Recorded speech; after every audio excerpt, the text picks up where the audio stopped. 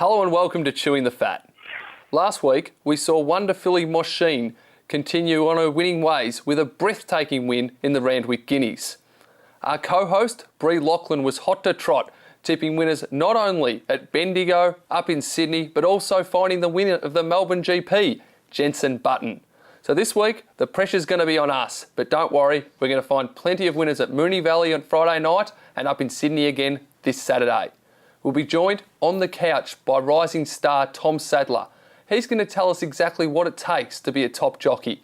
But before we get to all that, a very warm welcome to my co-hosts, Natalie Hunter and Edward Sadler. You just forgot my name, didn't you? Yeah, he did. He forgot your name. I mean, this is what, your 15th episode on Chewing the Fat? I wouldn't have thought he'd figure it out by now. And the fact that you do drive him in here every episode. Exactly right. So what does he call you? He just went silent then, didn't he? Well, he does call me Natalie usually, but he did forget my name. I paused for dramatic effect. I was welcoming you, giving you the camera time you so desperately seek. Hey, Edward, I can't believe Tom's coming on the show. That's going to be awesome. Yeah, we must be really struggling for special guests if I've had to drag my brother on this week. But no, looking forward to having another member of the family on the couch this week. And he's had lots of winners too. He's no struggling jockey. No, he's not, no. But there's lots of pressure on him because if you have a look at the quality of jockeys we've had, we had Michael Rodd, who then went on to ride Atlantic Jewel in all those big races, and of course our very own Danny Nikolic, who's enjoying fantastic success on Mosheen.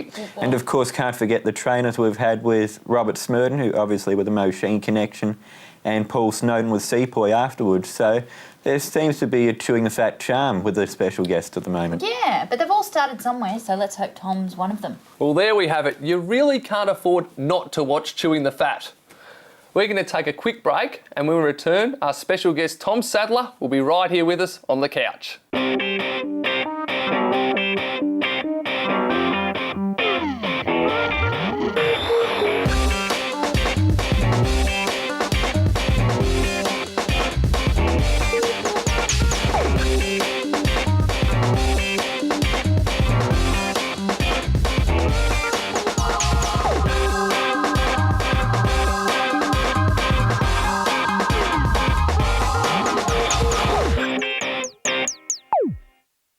Welcome back to Chewing the Fat.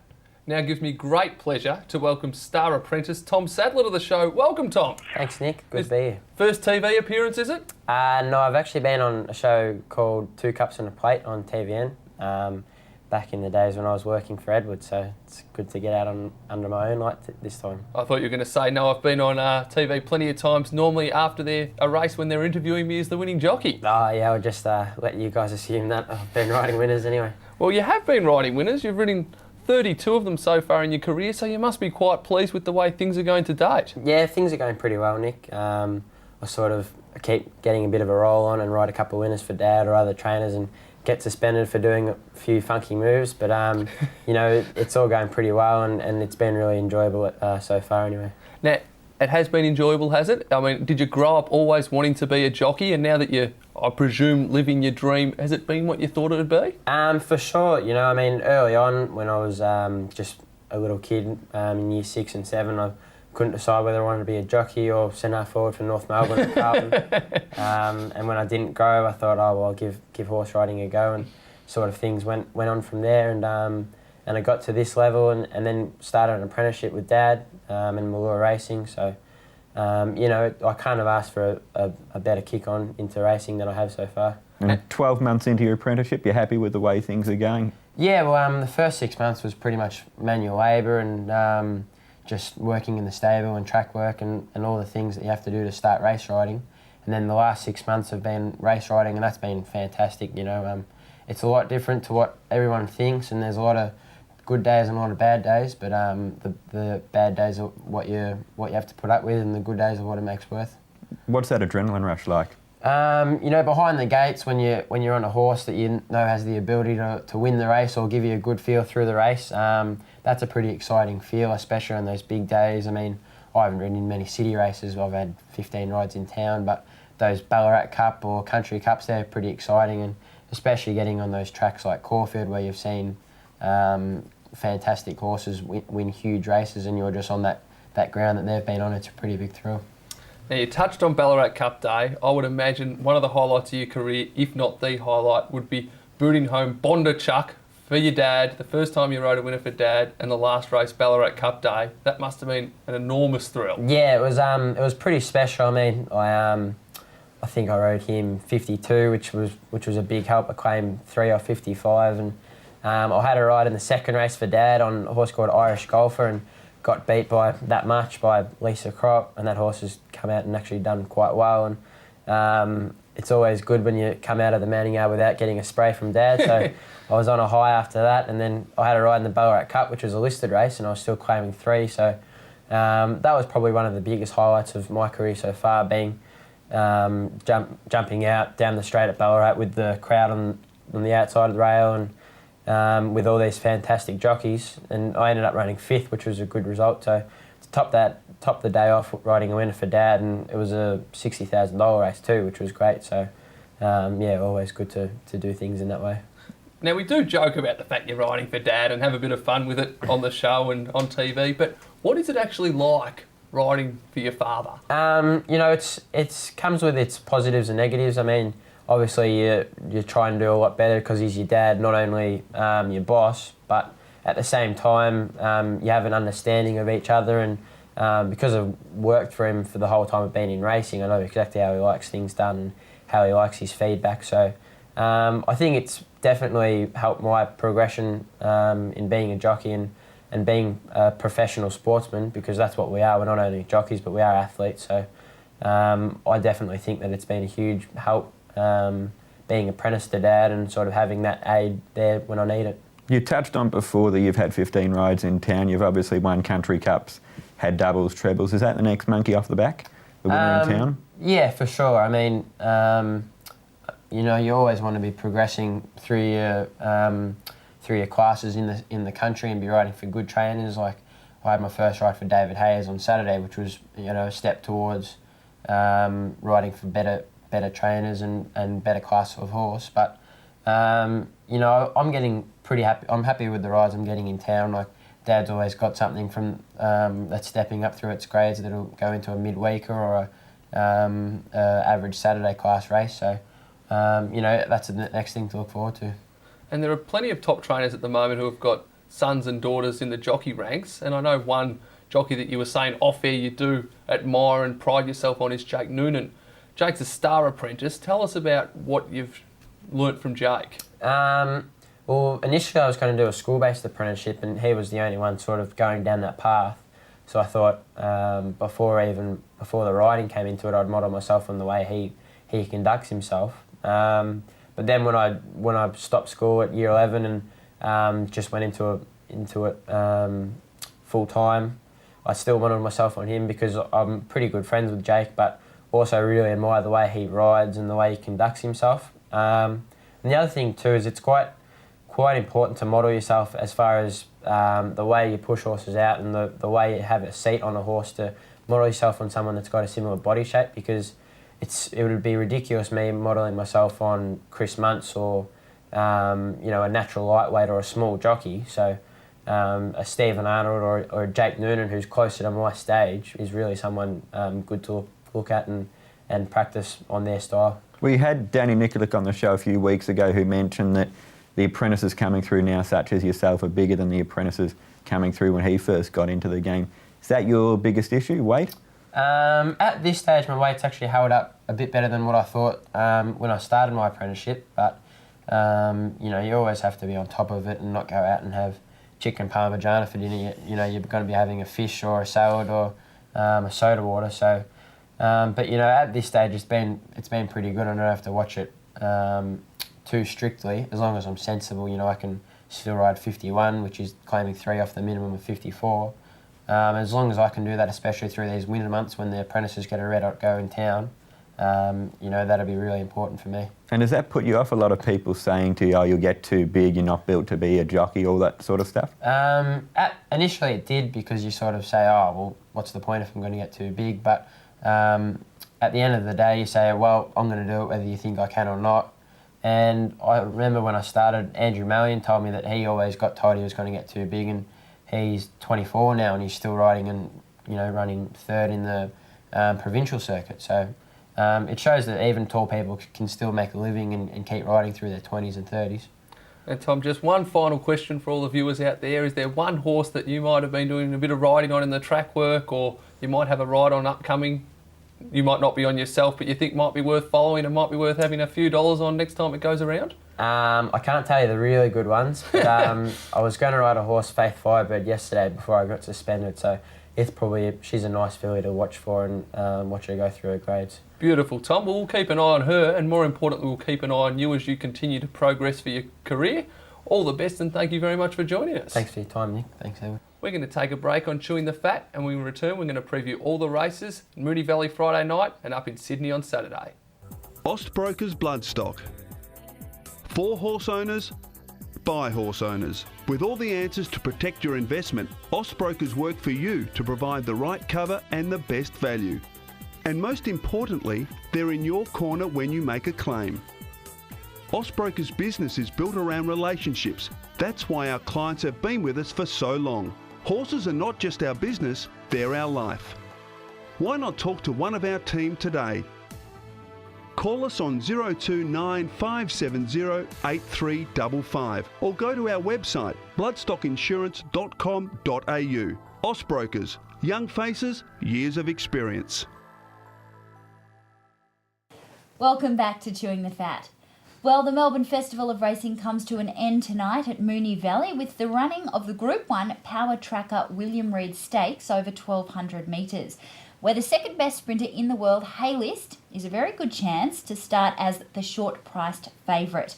Let's take a look at the market now. Okay, Haylist is at $1.40, Buffering at $9, Fox Wedge at $12, Wooram at $13, Beaded $15, and Rekindled Interest at $16. Well, we all know Haylist has had much publicised problems over his career. If he hadn't had these issues, he really would have even a better record than he does now. So if he takes his place in the field, you've got to presume he's fit, and if he's fit, he'll win. I think it's as simple as that. But the main threat appears to be Buffering, who's been $31 into 9 with sportsbet.com.au. But in saying, I agree with you there, but in saying that if Haylist doesn't run, it really throws it wide open, doesn't it? I do agree. I think Haylist will win if he lines up and if he's in top nick. But I also think Rekindled Interest first up, likes the Valley, has a good 1,200 metre record, ran second to Temple of Boom and the Ori Star last time first up. He'll get well back and run on, I think, given there's going to be plenty of speed in the race, and also Wooram's another in that boat who's in terrific form at the moment. Let's have a look at what some of the connections involved in this year's William Reid Stakes had to say. John Gallop Foxbridge at Moonee Valley this morning in readiness for Friday night's William Reid. What are your thoughts on the Gallop? Look, he's just at a stage now. He's got fit and just needs a sort of morning out, which he had. And he's pulled up well, and you know he's coming to a peak third up. So he's done plenty of work before now, and I think probably for him, you know, inside 2 weeks is probably more suitable. He's a big gross colt, and probably going to the new market. He got a bit above himself, and or just race that bit fresh, but you know he's coming in this morning and walk around like he should walk around, nice and relaxed, and hopefully that reflects in his performance on Friday night. Kieran, just with Beaded, how did you feel she handled the Valley? Yeah, no problems, yep. They were out quite wide there, as you can imagine, with the cones out, but she's a nimble little filly with a nice action, so I wouldn't be too worried about her having her first run at the Valley. And your thoughts on taking on Haylist at the weight for age? Obviously, he's the benchmark that we've all got to beat, and he's going to be a tough opponent to run down, that's for sure. Okay, let's recap our selection, starting with you, Nick. I'm sticking with Haylist. And Edward? I'm in Haylist's corner. Okay, and I've gone for Buffering. So 2 Haylists and 1 Buffering. Okay, race 5 at Moonee Valley is the Sporting Bet Fillies Classic over 1,600 metres at Group 2 level. Boys, what do you like here? Well, Nat, I'm sticking with the toppy, Empress Rock. I think trainer Bart Cummings has a huge opinion of this filly. She's working well. She worked very well at the track on Monday morning. Edward and I went out to watch that. And on the back of that gallop, on the back of last run, I think Empress Rock's clearly the one to beat. I like our Miss Jones here, Nick. I think Empress Rock will probably start the favourite. We'll find out more when those fixed odds markets come out. But I liked to run our Miss Jones last time at the Valley. First up, 1,200 metres. She got home from well back in the field behind Glows and Empress Rock. She comes up to the 1,600 metres. I think that will suit her. So I'm going to go for our Miss Jones in that race. Your tips, obviously, though, Empress Rock and Bart Cummings foreman in Melbourne, Reg Fleming, had this to say about his filly. Well, Reg, Empress Rock galloped here this morning. What were your thoughts on her work? Yeah, nice work. She did what she had to. She's a bit lazy. She's always been the same. She only does what she has to on the track. But she had a good look around today, and Steve was very happy with her. A good push there from Reg Fleming for Empress Rock. So, Nick, looks like you're on the right horse there. You are going for Empress Rock, right? I certainly am. Okay, recap your tip, Edward. Our Miss Jones. Okay, and I'm going for Twilighting. Finally, race 7 is the Sporting Bet Sunline Stakes for mares over 1,600 metres. Nick, what do you like here? I'm very keen on one, and I'm hoping will be quite big odds in Booklet from the Ellerton and Zara team. This horse resumed from rest spell by hitting the line very impressively at Flemington last start. Steps up in distance, and I'm hoping for about $16 on the fixed odds. Ooh. And that would be my best bet of the program. That's a very good bet. It is, but I don't like Quinny's tips. Marvine's the one for me here. I liked her performance last time at Flemington, but I think this is a really open race, and you just look at some of the finishes in the last few years in this race. It has been fairly close, so I think it's another wide open edition of this race. One horse we haven't mentioned though, and this is Raspberries. This is what Peter Snowden had to say about Raspberries. Raspberries galloped here this morning. Yeah, look, her first win was good. On paper, looks nice race for her. We haven't seen the field as yet, but I'm happy the way she's progressed since her win at Flemington.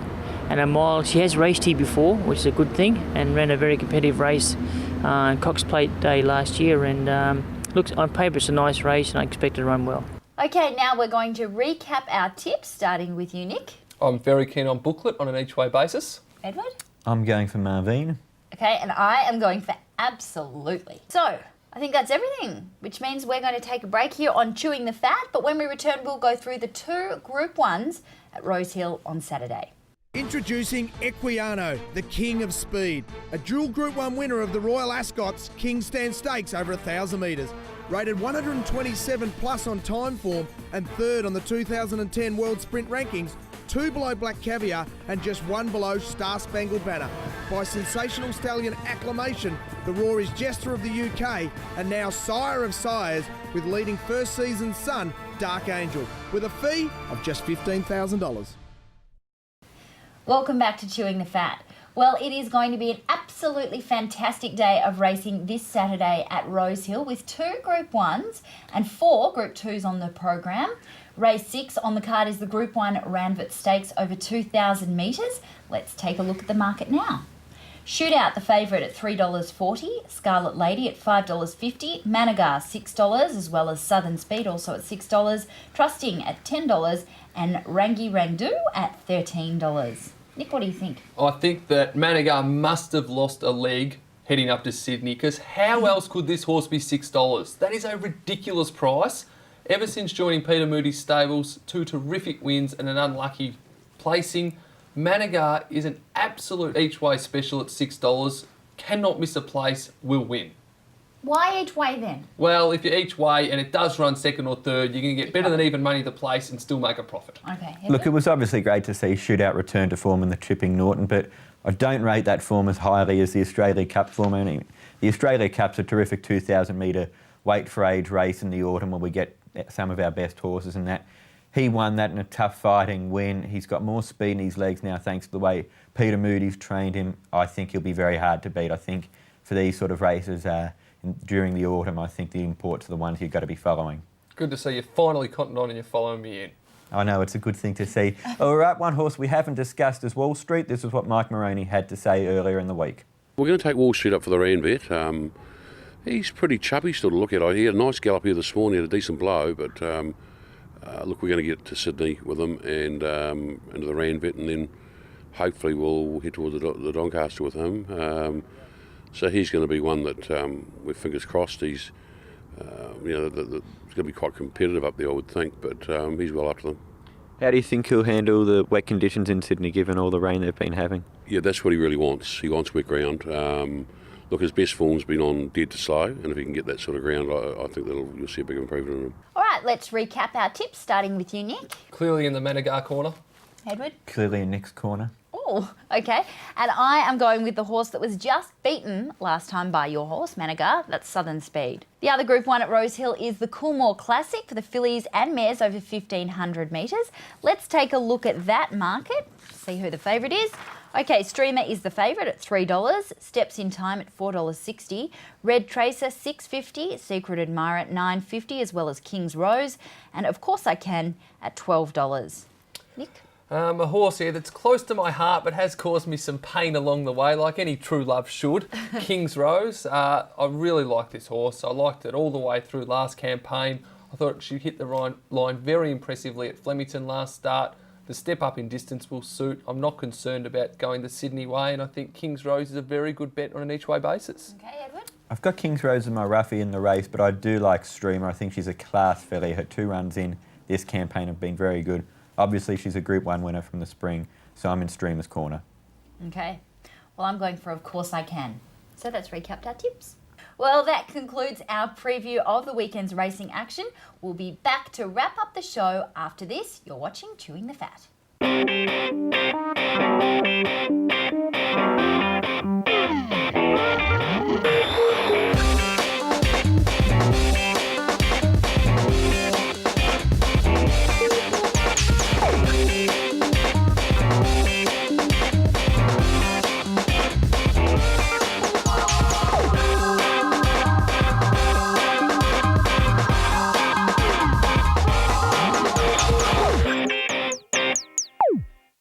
Welcome back to Chewing the Fat.